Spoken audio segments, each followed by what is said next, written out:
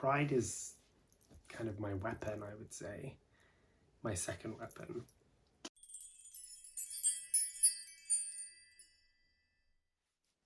Hello, my name is Amrou Al-Kadhi, or Glamrou.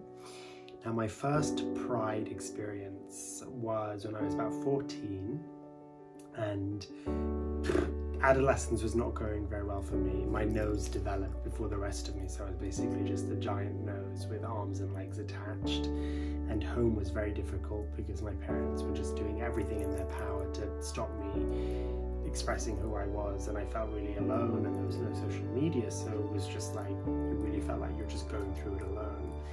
And I went into central London to just hang out with a friend, and before they arrived, the Pride Parade was happening, and it was an extraordinary feeling seeing hundreds and thousands of people, just queer people, just taking up space, just proudly declaring who they were in public, and people celebrating that. And it gave me something to hope for, because back then I felt terrified at home. I thought me coming out would lead to all kinds of negative things, and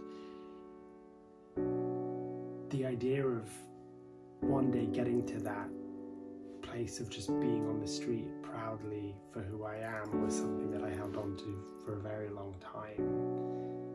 Now, my most cherished Pride experience was it was in 2018 at Black Pride. Thank you, Lady Phil, for everything you do for our community.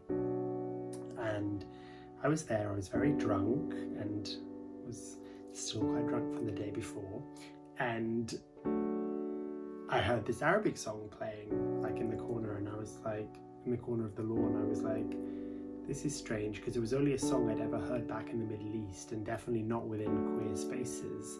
It was a song that I used to love from my childhood, but I'd always heard it in very kind of straight, often stoic environments, and I would never be able to dance to it like I would want to dance and want to express myself.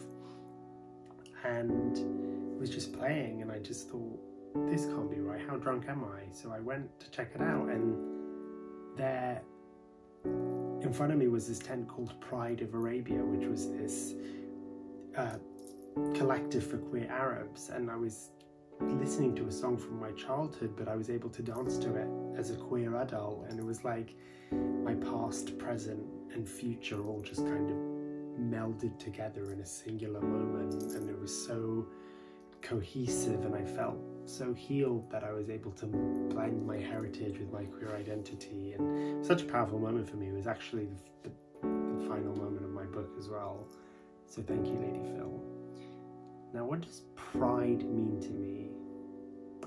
Well, I think for me, it's not about the parade, it's not even about the month. For me, as queer people, especially queer people of colour, we're taught so much to make ourselves small and to feel ashamed for who we are. I mean, I definitely had that my entire life growing up, constantly making myself small to accommodate the rest of the world, and feeling intrinsically that I was at flaw, and feeling just ashamed just for my desires and what I was thinking. And so for me, I tried to live my life being proud of all the things that the world taught me to be ashamed for, proud of my femininity, of my colour, of my non-binary identity, of my otherness, rather than ashamed of it. And I feel a great sense of power and armour and just strength being defiantly myself. So pride is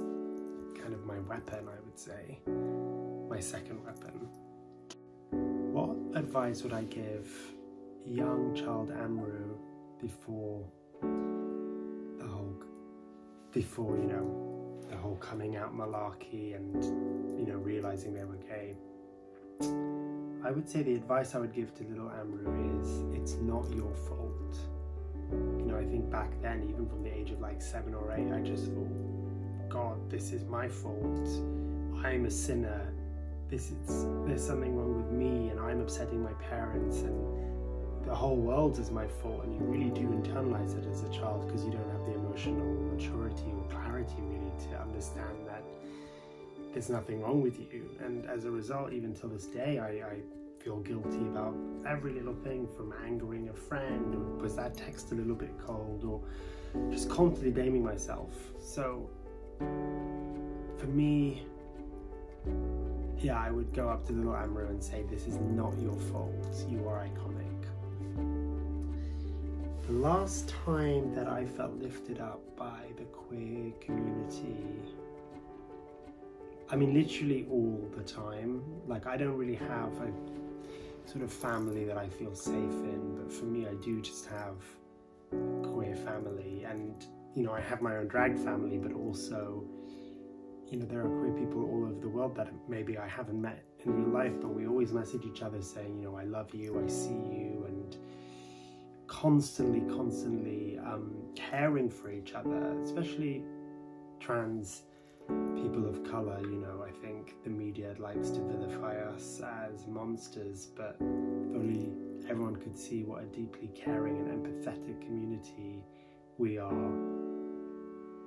Despite all the stuff that we get sort of subjected to by the media, really the community is just a place where we constantly lift each other up. You know, there is deep love there, even for people we don't know, or people who came before us or after us. There's a kind of kinship that I feel so privileged to be a part of. It's a kind of spirituality for me. Thank you very much. Happy Pride, and remember, pride is a protest.